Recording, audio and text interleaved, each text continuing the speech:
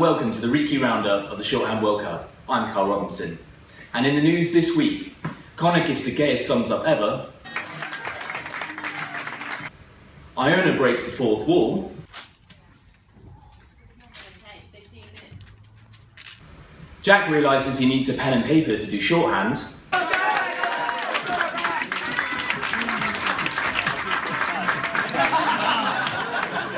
somebody calls Lostin and realises they've called the wrong Jack. So I'm here with Lostin. Oh no. Hello. Too important for an interview. That's an unknown, don't worry. Yeah. And George reveals what he really gets up to outside of shorthand. But after my semi with Connor, I'm here once again with Dan Ross. Dan, how are you? I'm incredibly ill. Really? No. Firstly, Twittergate. Now, we don't want to say too much about it because we don't want to be held in contempt of court, do we? Well, of course, we don't want to create a substantial risk of serious prejudice. No, obviously not. So, quickly on to the Shorthand World Cup then. Firstly, it's a record breaker. First time it's been an all-male affair in the Shorthand World Cup final for both cup and plate. Also, Team SMD have 3 of the 4 finalists in the final 4. And we've come in as underdogs before it as well, which makes it even more impressive. It's a great achievement. Proud of the lads. You know, gave the team talk at the start of the week. Responded well to it. Happy. Stuff. And it would have been 4 out of 4 if it wouldn't have been for Josh. And Josh from the full-timers, he on his way to the final has knocked out Ben, Paddy, Sam Foster, Harry Gray and Jack Kennedy in the semi-finals. He's actually been like a silent assassin, hasn't he, really? Yeah, good players in that group. Paddy was the original dark horse, but he's bottled it. Paddy's just a natural born loser. Don't like the fella. And Kennedy, semi-finals, doing well, but then he came up against Josh. He's deadly. He's deadly, that boy. Certainly is. And I caught up with Josh for the first full-timers interview on Thursday night. So Josh, congratulations on being on the final. Did you think you'd make it this far? No, not at all. I was a bit nervous sort of in the first week, even before, like when they did the draw and somebody shouted out, you know, James was asking, who's the favourites for both sides, and somebody shouted out my name, and I'm not very good under pressure usually, so I was really nervous before the first round, and I thought I'd ruined it in the first round. And then I suppose just, I've been trying to work away, but no, I wasn't expecting to get this far, and I feel like there's some people who've gone out in the rounds before who probably should be here, and I shouldn't. I think it was luck of the draw that got me through, really. Fairy tale. Yeah, well, it's just nice to have a day in the final. Yeah. Did you pass the exam? Yes, you I did. Yeah. Have you been doing much work up until this point? Yeah, no, I've tried to. Like, I've sort of sat in the shorthand lessons, tried to sort of carry on doing it because I've realised that if I don't, George will probably blow me out of the water, to be honest.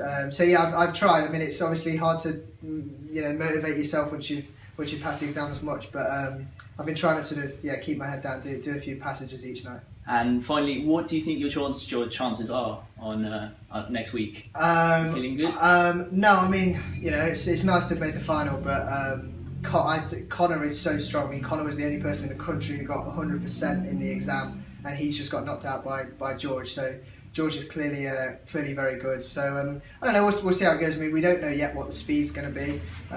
So I mean, if it gets ratcheted up to like 110, 120, then it could be very interesting. But we'll see how it goes. I'm just looking forward. I think it could be quite fun. I watched the video from last year. All the people crammed in, but we'll see how it goes. So he's made very few mistakes up till now as well. And although he said he passed on Tuesday, he said he's been in classes the whole time. So does that mean he's in better shape than George going into this? I think it means he has no life. So George the postman has delivered once again and is in the final. I actually caught up with George on Thursday night. Congratulations on being in the final of the Cup. Did you think you'd make it this far? no. Like they said at the start, favourites don't win. Like, you guys picked me as the favourite, so I thought, well, I'll give it a go. But after my semi with Connor, I thought I didn't do well there. We did it at 110, and like I really thought he beat me because he seemed quite cool, calm, collected after it, and I was like, I've made quite a few mistakes there. So I was proper surprised when I found out I was in the final. And you're against Josh in the final. How are your chances, do you reckon? Oh, it's pretty 50-50 because he's good, and he was picked as the full-timers favourite at the start of it. So he's clearly very good. He's taken out big names on our course as well, and he's got 0 at 100 a couple of times. So I'd say it's 50-50. It's a good final. Obviously, you passed your shorthand. So have you been doing much practice in heading into next week? Not yet. No. Like we found out Tuesday about the exam. And then Wednesday we found out about the final. So as of yet, I haven't done anything, but the weekend I'll do quite a lot, and then I'll start coming to a few lessons early next week in preparation for the final. And when we find out when the actual final is, I'll make sure I'm ready.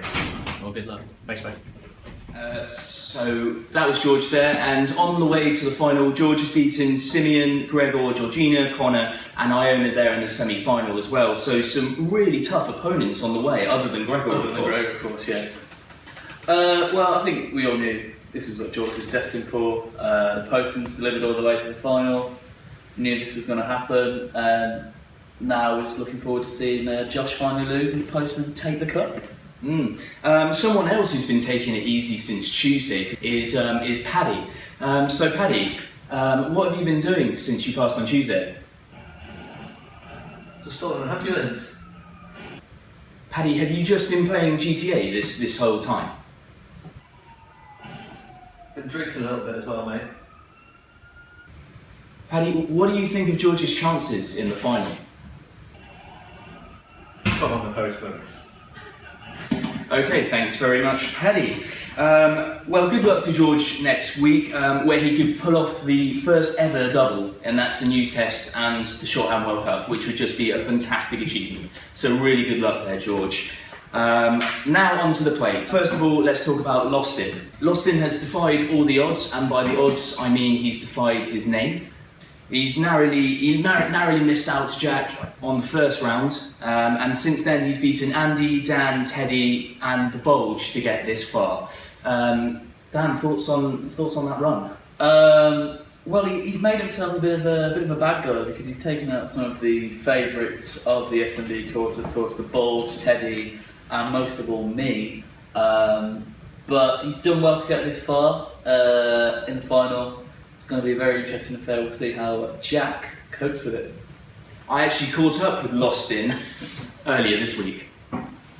So congratulations on being in the final. Did you think you'd make it this far? I hoped I would, but after that semi-final, it was a bit of a shocker. But I took him to 110 because I knew he couldn't do it. I thought I could get like 20 arrows and be alright, but 72 still a win, so... Are you happy that it's an all SND affair? I don't know, I've not played anyone off that course, so I would have quite liked that. And at least we win. And what do you think your chances are against Charlie? Because he is good. Yeah, he's probably the favourite, so we'll see. But you never know. They might stick up to 120 and just turn the roulette wheel. See what comes up.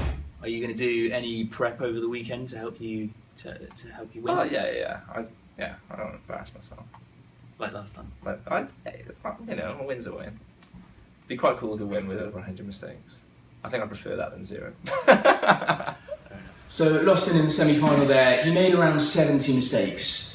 Does that hold him in good stead against Charlie in the final? Well, he was playing at 110 in that semi-final, so that does alter perspectives in a way.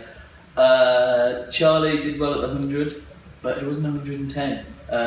Jack's got the impetus to go for the higher speeds, and it'll be interesting to see how Charlie responds to that. And of course, moving on to Charlie, I called him the favourite a few weeks ago, so it's amazing he's still in the cup, to be honest. He's defied all logical belief. And let's look at Charlie's run very quickly. He lost to Harry Gray in the first round, but since then has beaten Gabrielle, Deepak, Faye and Lauren on his way to the semi-finals. Few easy ties to start off with there, I think. Yeah, possibly, but then he's built his rhythm.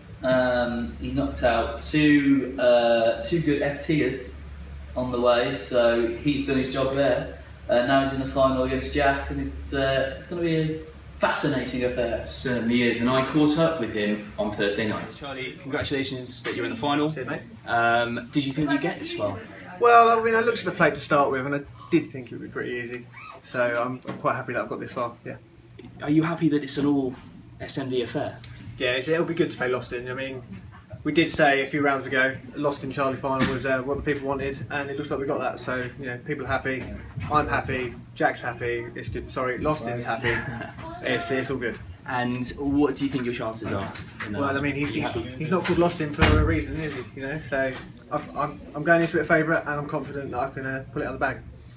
So as we were saying before, he had some easy rounds coming into it, and the pressure I don't think got to him too much in the semi-finals there. No, well, he's through, which is the main thing. I mean, Jack says though that Charlie is the favourite. I was just going to ask you, do you think Charlie is the favourite, or do you think Jack's the favourite? I think we all know Jack is he plays mind games, and he's trying to get inside Charlie's head. How Charlie will respond remains to be seen, but as I said, my money is on Jack. Okay, well that's all we have time for from this week. Thank you very much, Dan Ross, for coming once again. And thank you very much, Paddy. I hope you really step it up this week.